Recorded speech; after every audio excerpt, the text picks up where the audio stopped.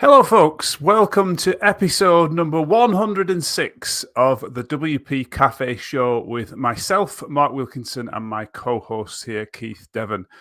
This is the WordPress show every week at 1:30 on a Friday, where we chat about running our WordPress agency, building our WordPress products, the challenges, successes, failures, and everything in between that happen during our week. So if that sounds like something that you're interested in, then please consider subscribing, ringing the notification bell, and liking the video if you find it useful. A share is also nice, so do share it with your fellow peers if you think you've enjoyed it. So how's your week been, Keith? It has been good.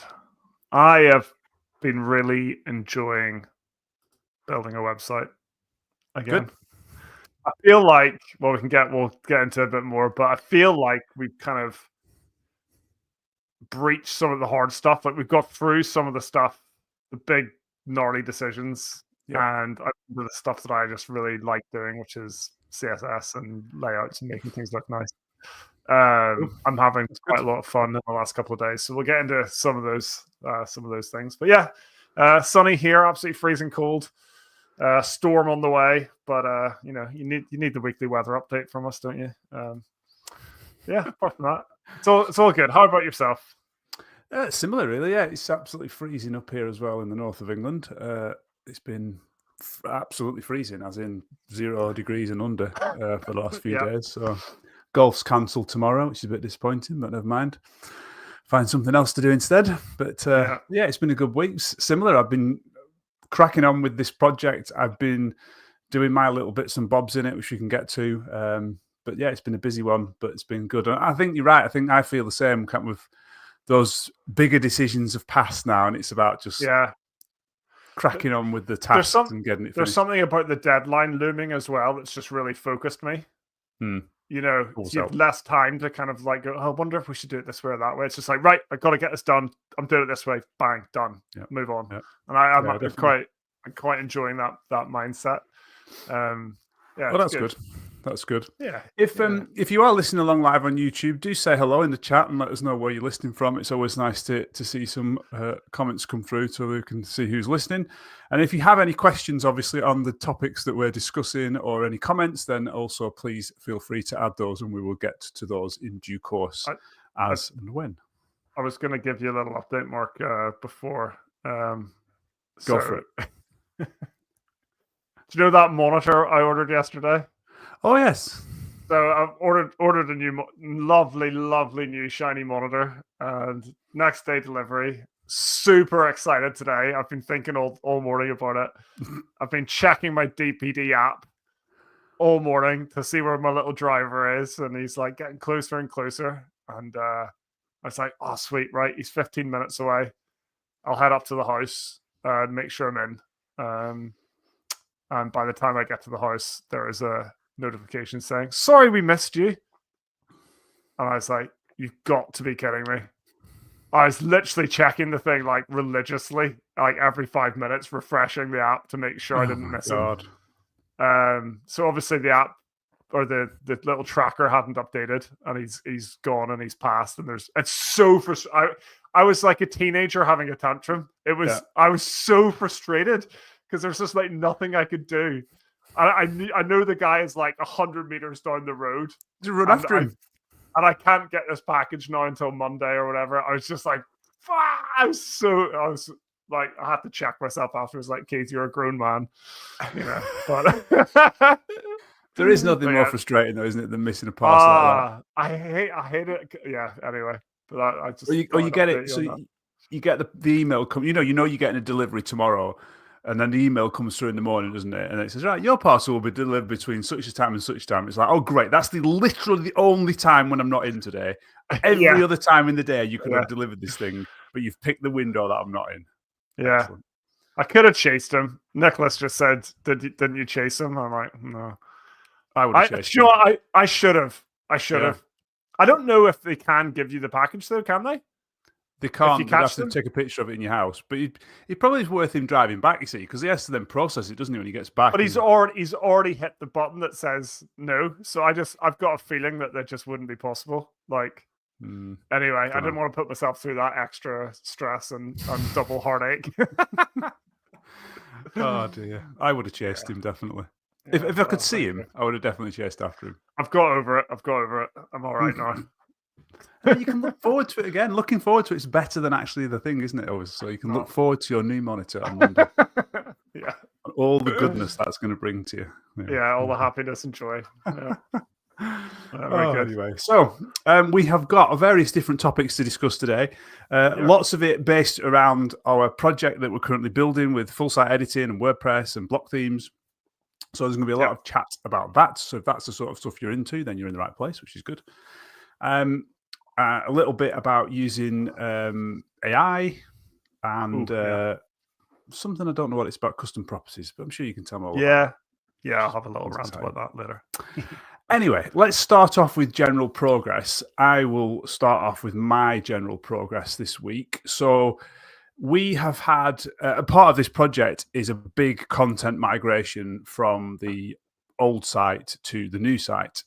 And the way in which this particular project was done is a lot of the current content was kind of moving but changing at the same time. So there was stuff that was staying the same, but there was a lot that was different. So the copywriter on this project has put together all of the content in a piece of software that they use called SlickPlan. I'd never heard of it before, but it looks pretty good. So she's got like all of the content structure in there, all of the contents or the text essentially, all in SlickPlan. And really good was that it managed to have an export functionality for WordPress, which gives us an XML file, which we've imported into the staging site. And that was pretty good, wasn't it, Keith? It came across, it maintained all the hierarchy of pages, it got all the page slugs correct, and it sort of dumped all of the content into the content of the post or the page. What it didn't do, and I don't think anything can do this, is obviously convert all that content into the individual blocks. So it all came in as a classic block, which is like a WYSIWYG block essentially. But it was a good starting point, wasn't it? And then all you need to do really is sort of click on that. You can convert to blocks from there, and it does a pretty good job of getting all the blocks right. One or two it couldn't. For some reason, the start of every piece of content came through with some markup wrapped around it. Not quite sure why that was. We couldn't see that in SlickPlan, so I don't know where that was coming from. But to be honest, it wasn't too much of an issue. You can just, I think it was a heading and a paragraph. That was all it was. So you can just copy those into a new block, delete that block, and it was fine. And then the week has been spent by the client, by us, by the copywriter, and they've also got a freelancer actually doing some work on it as well. Editing that content, getting it all in blocks and sort of like laying out on the pages in terms of what we've had the designs done and what Keith's been working on with the designs and stuff. So that's been quite exciting to see it all come together. My job was highly boring, but I think highly successful. I'm not sure. So I had to do, we decided on sticking to just the news articles from the last 12 months for the initial launch. And we would then move for the other ones at a later date. So my job was to copy and paste all the, I think it's 89 blog posts across. They're actually not very long, so we didn't export import because there was no export feature in the current system. So we've had to come up with something more elaborate. They weren't in SlickPlan because the content was literally just coming across. It wasn't changing. So I had the copy and paste job, which was quite good. It took me about 6 hours, I would say, maybe a little bit longer to do the 88 posts, which I was actually quite pleased at. I thought it was probably going to take longer than that, so I thought that wasn't too bad. And the way in which we've done it is we've got like a master spreadsheet. Again, everyone does it different. This is how we've done it. And the reason why we've done it like this is because this worked very well a couple of years ago when we imported a lot of content from Squarespace into WordPress for a project that we did. So we have a master spreadsheet. It's got lots of different tabs, sheets across the bottom for the different types of content. And that spreadsheet essentially has each piece of content in. I'm just going to load it up actually, so I don't forget anything. It actually has some information about what it was in the old site. So it has its ID in the old site and the date it was posted. It then has the existing URL, the title, and then we put a load of checkboxes on that so that you could check when you'd done certain things. because it's so easy to miss something when you're copying and pasting stuff in. So if you've got literally a list in front of you, you've got to tick a box to say you've done it. I find that really works for me. So we had, is the post published? That was a tick box. Does it have the correct meta title? That's a tick box. Meta description, featured image, post slug or URL. Have you got that correct? So we knew some were changing, some weren't. Have you set the correct author? Wasn't actually that important for posts because they're going to all have like the school as the author. Then have you set the correct categories, the correct tags, the correct school levels, which was a different taxonomy in this one? Have you put on an excerpt? And finally, have you added a redirect? So basically what I did for that was I pasted in the old URL after the domain and double checked that it redirected correctly to the new one that I just created. So I can be sure that that's going to work. And ran through that for all 80 odd posts. I also grabbed any images. There weren't actually that many, which was good. So each post maybe had 1 or 2 images at the most. So opening those up in a new tag, dragging them to the desktop, uploading them to WordPress, setting the featured image as well, and doing things like that. So it was time consuming. It was a bit boring, but kind of once you got on a roll, you could sort of like fire out, 10 posts in short time. So it was good. If you're ever doing that, big tip that I learned from doing this is don't look at your list of 90 and think, oh my God, I've got to go through all this list. So what I said to myself, and this sounds ridiculous, but I said, right, up until midday, I'm going to get 20 done. And I just need to get 20 done by midday. So what I tend to do is I'd do 5 in a row, and then I'd leave it for a minute, and then I'd move on to something else for half an hour. Then I'd come back and do another 5 or 6, do something else for half an hour, and so on until you ended up getting them all done. Because the task is just so daunting at the start. You do one and you think, oh my God, I've got to do this for 80 posts. You're just like, oh God, really daunting. So if you break it up into smaller tasks and you're ticking them off, you can instantly see your progress and it looks a lot better. So yeah, I think that's a good life tip, not just a content migration tip. But yeah, it worked well. So if you're ever in that situation, top tip for you, give it a try. But got a few notes on each one, so things that I couldn't do. So one of the notes was that there's a video that I need to find a way of embedding because there isn't a way of embedding the one they've got. Are they going to put it on YouTube or what they're going to do with it? So there's a note on that one, and then there's a couple of notes on posts like there's links at the bottom of the page, and I couldn't find which page it was going to internally, so I need to work out where that one is and correct the link. But again, if you've got a spreadsheet, you can stick notes on it. Then that you've still got those things to do. So yeah, it's good. Yeah. So that was my week anyway. Doing that, or my week. I say my week, my 6 hours a week. It felt like a week, but anyway. Yeah, very good. Yeah, it's been a bit. I said earlier, but like the deadline kind of focusing me. It's been interesting because adding the content has been this big task that like the client's really freaking out about. We're freaking out about it a little bit. But it's the thing, and we've tried really hard to get the project to a point where they can do that without the website actually being finished. And it's been so basically, I was trying to get the site to the stage where the single post template was looking roughly right. Yeah. The default page template was roughly right. We had patterns in place that we knew that we were going to need to use over and over again, and the blocks that were going to be used 90% of the time were all done. That's been reasonably successful, I think. There's been a few times, and one of the things I have to say, and I've said this before to clients actually, is whenever they're adding content, if they find themselves reaching for the dimensions tab on a block, don't. Try not to add custom margins, padding, whatever else, if they can avoid it, because I want them to come to me with those problems first so that I can build in sensible defaults. We talked, I think, on a previous show about how I was trying to add like good block defaults in so that if something's like, for example, a group block that has a background color, it automatically gets a certain amount of padding applied that you can then override using the dimension controls. But I want the defaults to be really good. And if they start adding custom spacing to things, if I then add those defaults in later, they won't work. So that was something to think about. I'm still worried about that. But They've been really good as a client, with that. Yeah, they have. Something that we said to them, and again, tip if you're in a call with them, like we had it was actually about 2 hours, wasn't it? Where it was a long call talking about how to add the content and the block editor and so on. And I just said to them at the end, I said, like, if you don't know how to do something, just ask. Like, it sounds crazy, but we've had clients in the past where they've stuck for like 3 hours trying to do something, or they've done it wrong, then they've made the wrong decision and gone down the wrong rabbit hole, and then all the content they've added is wrong. So, like, just say to your client, look, if you struggle, it doesn't matter how stupid it is, just send us an email, because it's probably a 2-minute little task that we can fix or tell you how to do, and it'll just save you all that time going forward. And they've been really good. They've been sending emails with little things that they're struggling with, and we've been able to reply dead quick and get them fixed. So it's been quite a positive experience, which is good.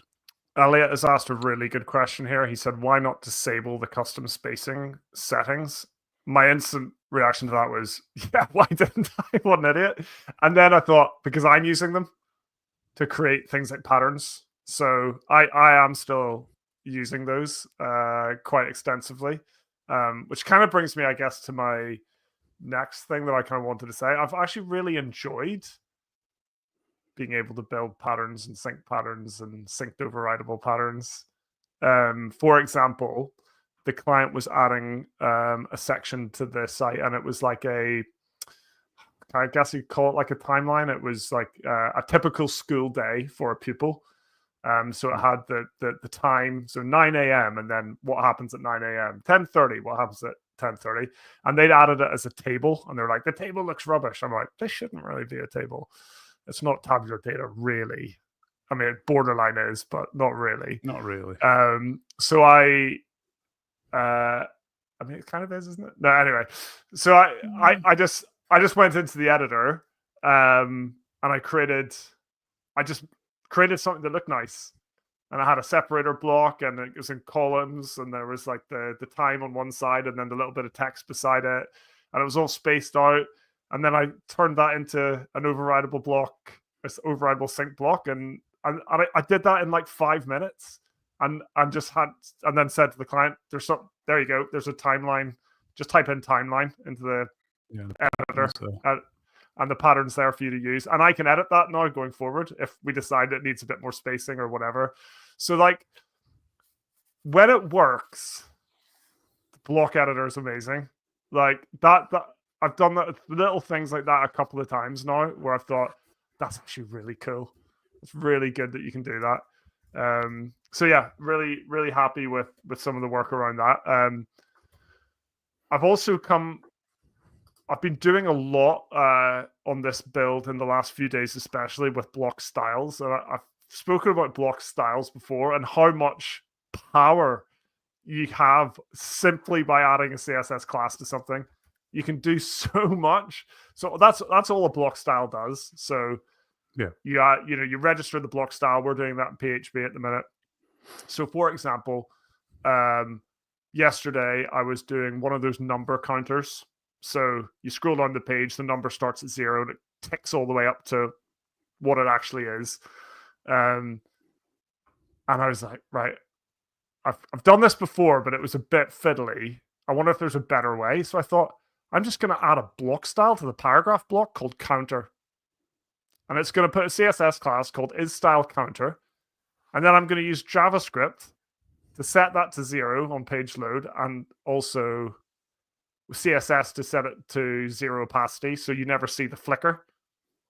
And then I'm going to, when the user scrolls to that point using intersection observers in JavaScript, I'm going to start that count, and it's going to count up to the original number.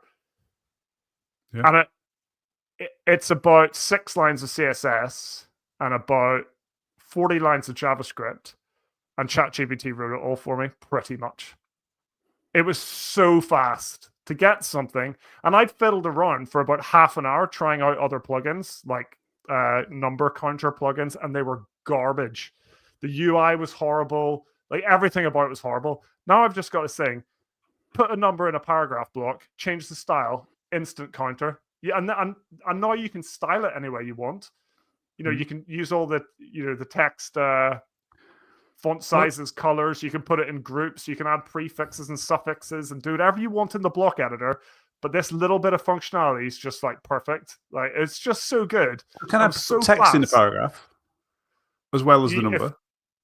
No, that just won't work. Right. Yeah. So that's why. So and then I created a pattern for this that has a prefix and a suffix. Yep. And if you just leave those blank, obviously nothing gets shown. But it was just really nice, like flow to that development. It was just really fast, and I got something working that was just clean and fast, and like the stuff only gets loaded where it should get loaded, and it was just nice. This is good.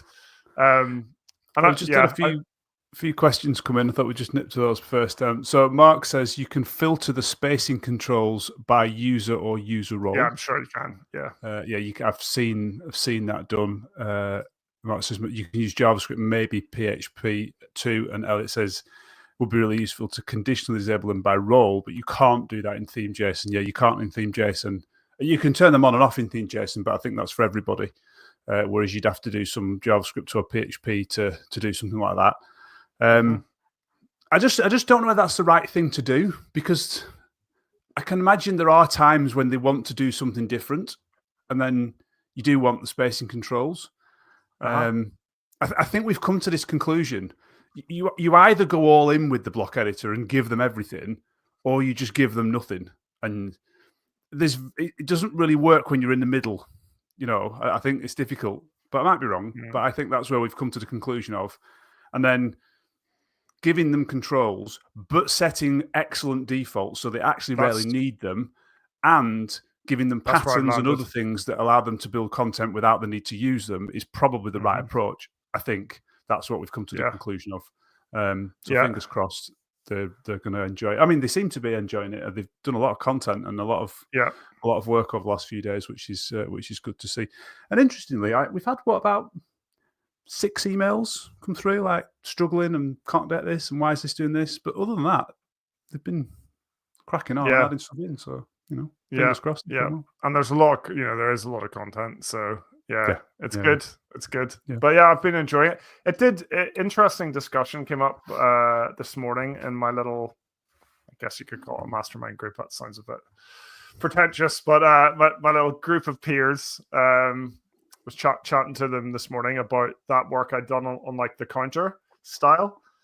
And it was framed in an overall conversation of themes and like what is a theme, what should be in a theme, what shouldn't be in a theme. And I was thinking, should that be in the theme? Because it is at the minute. And I was like, that is super portable.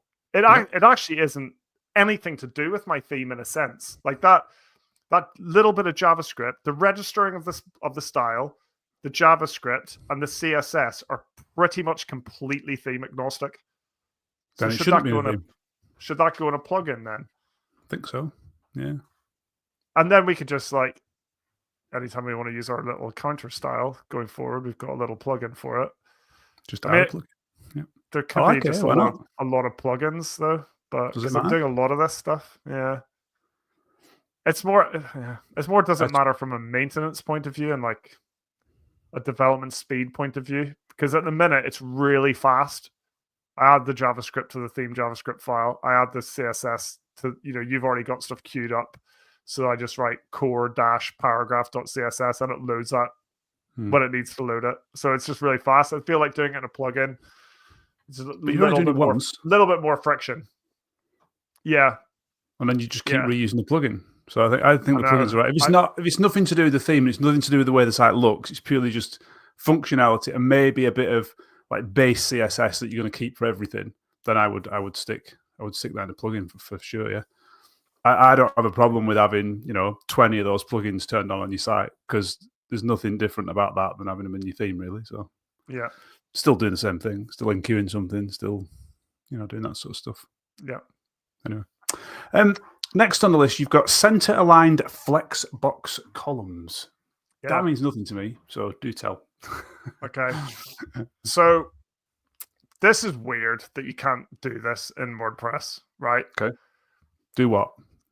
I want to be able to set up columns with a columns block. I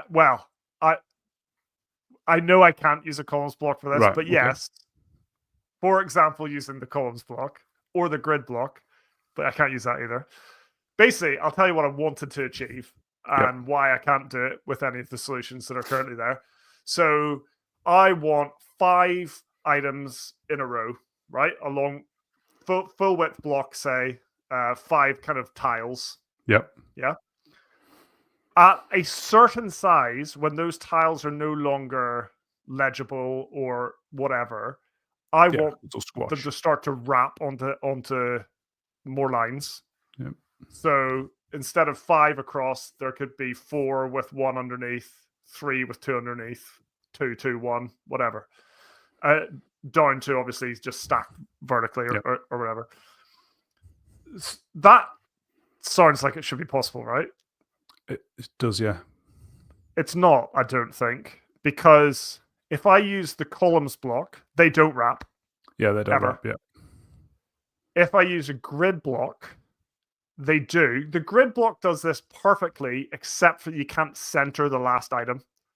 Right. The last item will always be aligned to the left, or I don't know if you can reverse the grid so that it's aligned to the right, but you cannot center those items. So if you use the grid block and you end up with a 3 and then a 2, you're saying the 2 can't be centered. Yeah, the 2 will be under 1 and 2. So 4 and 5 will be directly under 1 and 2. They'll sit to the left. Yeah, okay. And you can't change that. No, because that's the way grids work. Because there's 3 columns in the grid, you can't get something to kind of sit. Yep. So you can't use the grid block. Mark, last child justifies self-center for what? Grid? CSS grid? Anyway. And I thought maybe you could do this with the row block because you can wrap rows, but you can't set the width, flexible kind of width on row children. So you could probably set a minimum width, but then you can't set a max. You kind of can't say, I want this to be 5 columns until the items are less than whatever.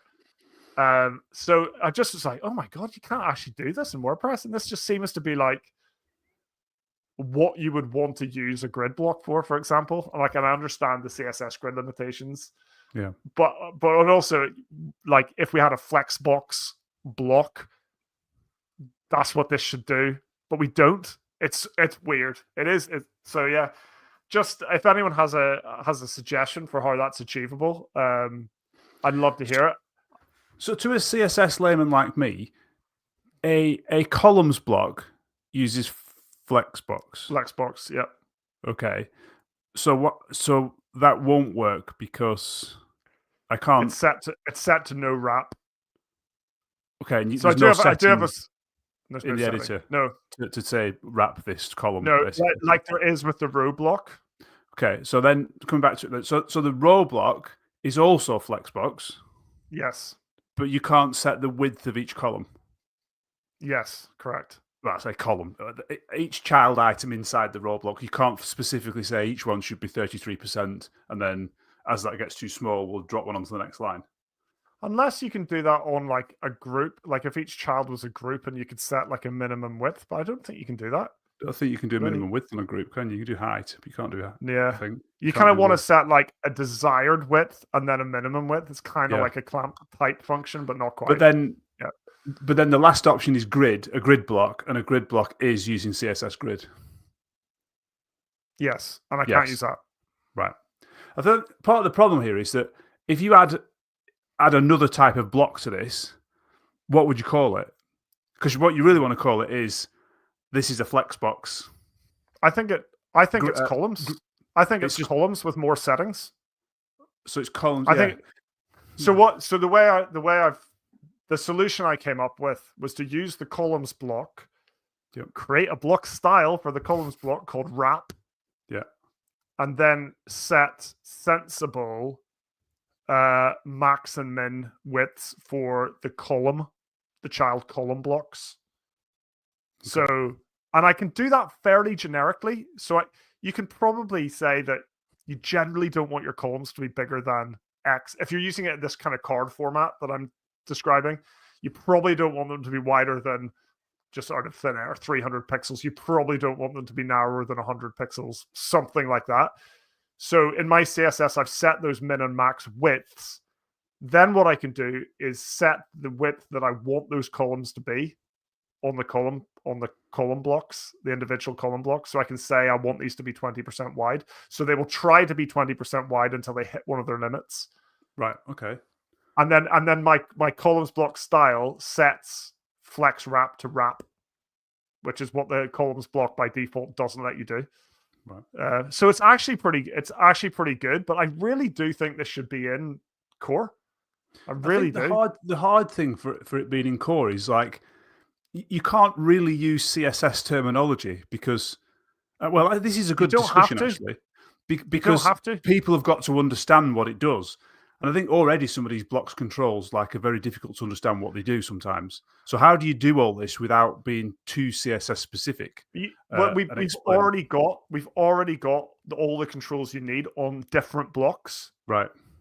So we've already got in the row block wrap, like let children wrap. Yeah. So we've got that control. We can just take that component and put it in. And we've already got a minimum width control on the grid block.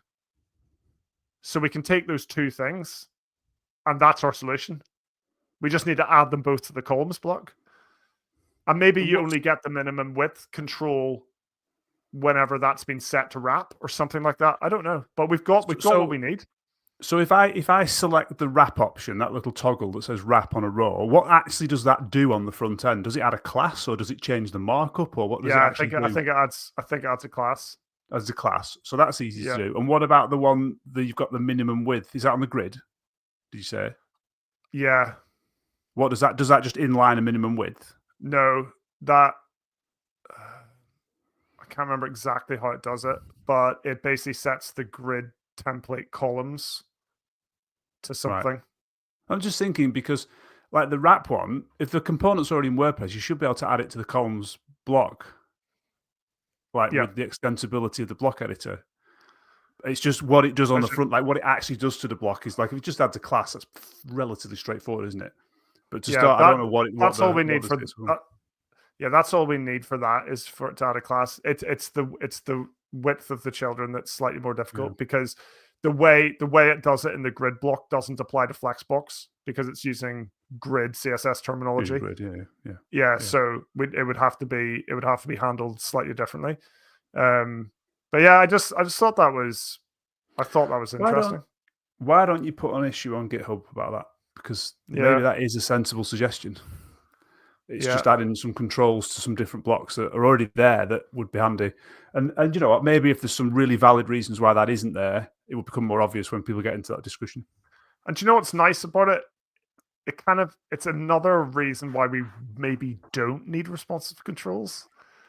Because I think the columns block, the way it just squishes right down until we hit 600 pixels or whatever, and then just stacks vertically. It's like, oh, that's jarring and not very useful.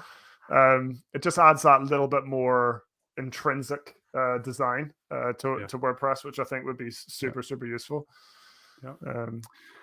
Good. Yeah, lots of challenges. Any questions or comments, then let us know in the chat, please. That'd be great. Thank you to those who are in there discussing stuff, which is nice to see. Next thing was counter style, but we've kind of mentioned counter style with your paragraph thing. We've already done that. Yeah. So the next one I wanted to mention was I've called it empty content showing markup. So, and this happens quite a lot in the editor. So in PHP, if you were doing like a PHP template, let's say you had a query that was querying the latest 3 posts in category X. So what you'd do is you'd set up your query args, you'd run your WP query, and then you'd say, if I have got posts, start outputting stuff. Yeah. But that doesn't happen in the block editor. So I can't, if I have no posts, I still end up with stuff on the page that I don't want. So for example, I've got a full width block with a background color. I've stuck a heading in there that says, latest posts about X. I put my query block in and then it returns no results. I still have the header. I still have the full width block. And then I'd have the sorry, no posts found or whatever you've put in there. I don't want that. I want nothing on the page if that section doesn't contain anything. And that's what is difficult to do in the block editor. Similarly, I was watching about the block bindings. You can bind custom field values to a paragraph or whatever, for example. But if you, and the example, I think it was Nick Diego was using in the WordPress 6.7 pre-launch video, was that you might have a person block and you might have, like email, a little table. Wouldn't be a table, it'd be like a Flexbox thing with rows, I don't know. But you'd have like email, then your email address, LinkedIn URL, and then your LinkedIn URL. But the thing is, if there is no LinkedIn URL been added to the person's profile, you just don't want the whole thing to show. But there's no way of saying, don't show this whole thing if this value isn't present. Whereas you do that easily with PHP.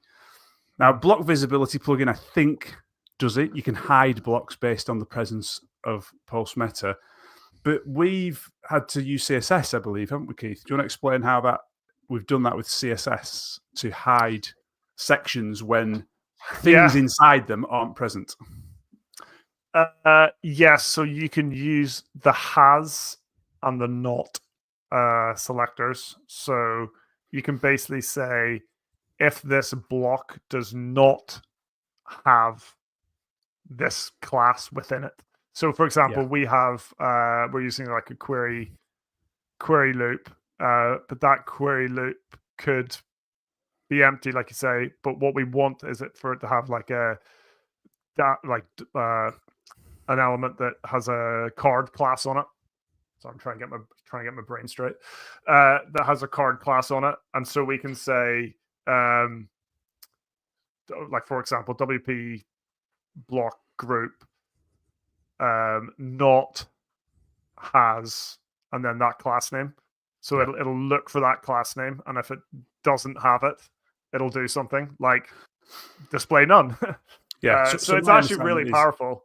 Yeah, if it's essentially saying, if your full width group that you've created, if that does not have an element inside it with our class of .card, which is like the output of a post, then just hide the whole thing essentially. And it will not only look at like children, it'll look anywhere in the DOM tree below that, inside that div essentially, to check whether there's a card. And that works really well. So on the news page, we've got a section at the top which only shows sticky posts, so that the school can sort of stick their most important posts and keep them at the top of the news section.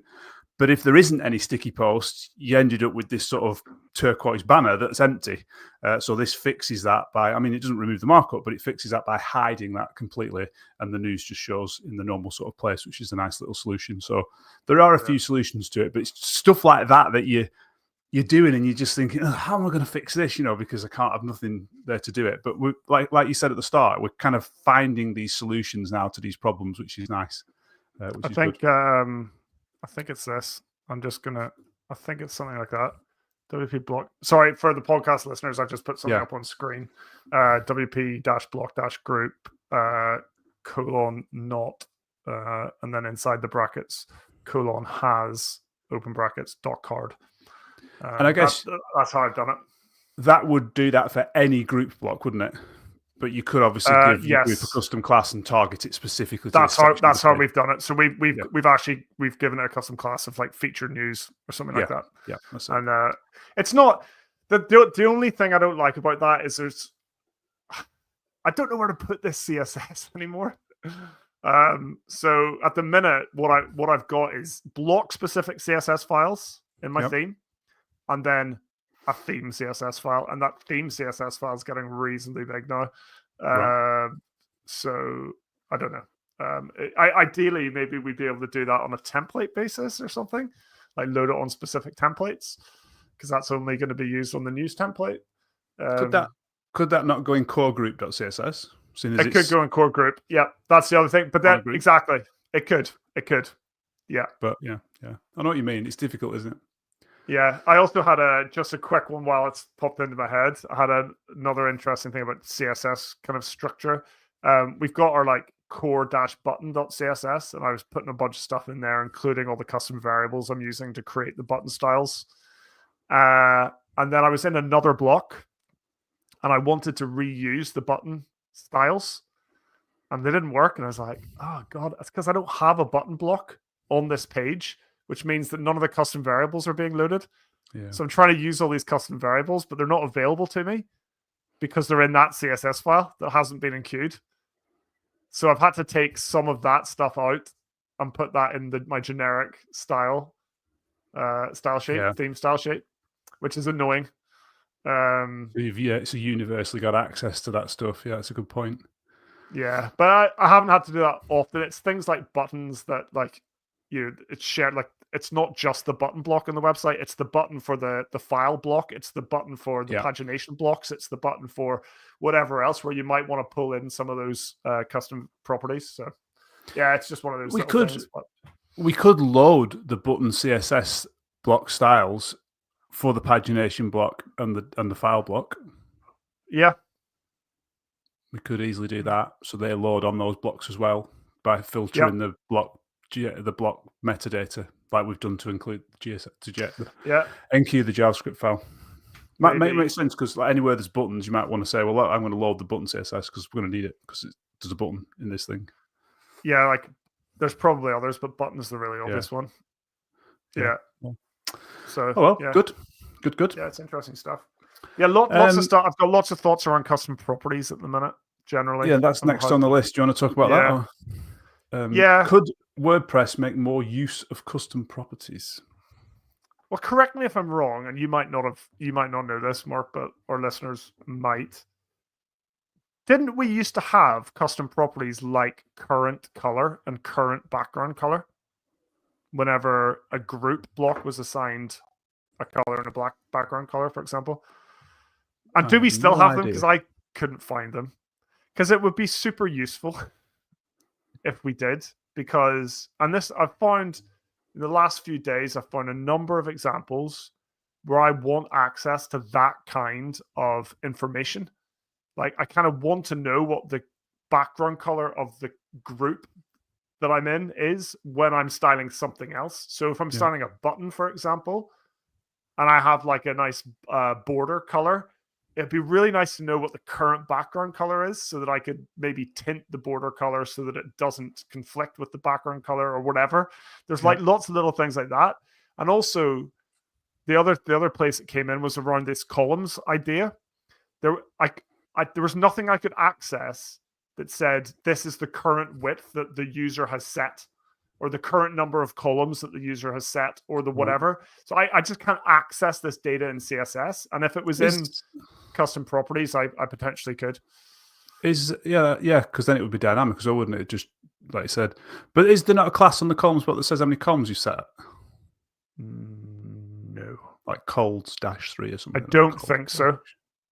I mean, you'd have to have a rule for each one anyway, wouldn't you? Because it's not a variable. So you have to target a specific class. But I just wonder if that kind of stuff could be exposed more through custom properties rather than kind of hard coded in as a value and then inlined or whatever, like it's like the way they're currently doing it. But and just while we're on custom properties, I was chatting to Mark Howellsmead this morning, and one of my pet peeves is having to type out --WP --preset --color --primary whatever, and he's like, just alias them. I'm like, yeah, like I kind of knew what he meant but didn't know how to do it. And he has maybe even today written a blog post about it. It starts off with during the chat this morning, so he must have just done there you go. He has just done it. So if you do a search for aliasing WordPress CSS custom properties, Mark will tell you how to do it. If that doesn't come up in Google because it's brand new, if you go to permanenttourist.ch, Mark's putting it up on the screen, permanenttourist.ch. It'll probably be the latest blog post on there. So thanks, Mark, for that solution. So I can create my own versions of those things. So I could just have --C for color rather than --F for font or something. I was just reading the fourth paragraph of that. In order to allow shorter names, brackets like, and I just read that as shite white. Yeah, SHTC. It's actually SHTC white, but for some reason I just see shite Say white. hello theme color, apparently. Oh well, just me then. Shite white. Yeah. So there you go. Yeah, lots of stuff going on and ideas, and It's just such a small amount of code, that as well, isn't it? Looking at it, that's only a little snippet good, you need to add. Yeah, it's good. It's good. Yeah, cool. Yes, cool, I'm gonna have to. I'll have to give that a go. But then I need to get into the new mindset of like doing things that way. So I'll figure it out. But yeah, what's next on your list? I was just going to put this comment from Elliot up because when you were chatting about this, I knew about this. So there's a new syntax, probably doesn't help, but it's worth knowing about. You can just pipe the parameters. So you could do like var, preset, pipe, color, pipe, base, rather than having to do WP dash dash dash dash. It's a bit easier. And I think that must get converted into the actual. What is this? And why don't I know about it? And how do you actually use it? Well, I can use that in my CSS. Yes. Yeah, I knew about it. I don't know how I knew about that. I've probably seen it in someone's theme JSON. And I don't know whether it's easier. I mean, it's probably slightly easier, but it's not quite what. Does it have to go within parentheses, within brackets? Or is it just as Elliot's typed it? Oh, that only works in JSON, Mark's saying, not in the CSS. Yeah, I was wondering if... yeah, I'm trying to avoid JSON as much as possible. I basically set up some JSON rules. Do you know what? I haven't touched theme JSON in weeks. Right. I set up the basic rules early on, and then I've just left it. Right. Yeah, good. That's quite cool though. Well, yeah, if you're working in theme JSON, that sounds cool. Very good. Couple of things to finish off on. I had one, so I don't know if I mentioned this last week, but I found a bug when I was using register block template, and if your custom post type had an underscore in it, which you are encouraged to do, register your custom post types with a prefix. So we tend to use like HD underscore. The register block template just didn't work, and it is a bug apparently. So I posted on GitHub, and I think there's already a patch for it. So maybe that'll arrive. I don't know, in a maintenance patch. Obviously, 6. What are we on? 6.7.1's already out. So who knows? Maybe that'll arrive in 6.7.2, or it'll come in 6.8. But interesting to I found something that doesn't work, and it's actually been worked on and fixed, which is nice, which is good. Very good. That's that. And then last but not least, using Bob. Bob, if you didn't know, is ChatGPT in our world. You've obviously been using Bob a lot. You mentioned him before, so it's fascinating. I think again because this deadline's looming, and I'm thinking I need to get shit done really quickly. And the stuff that it's doing for me at the minute is ridiculous. So I had to do a search box, so a little search button in the header that opens a pop-up kind of overlay thing with the search box in the middle. And I was like, oh, this is going to take me ages. I've done this kind of thing before, and it's a faff, and I've got to try to handle like accessibility. I've got to be able, including like being able to close it with the escape key or clicking away from it or blah, blah, blah, blah. I think my prompt must have been good because I typed in one thing to ChatGPT and it just spat out the JavaScript, the HTML, the CSS. I added it all to the theme and it worked. And I was just like, that is amazing. It wasn't perfect. I think this is, I think like many tools, you can buy the greatest saw in the world. It doesn't make you a carpenter.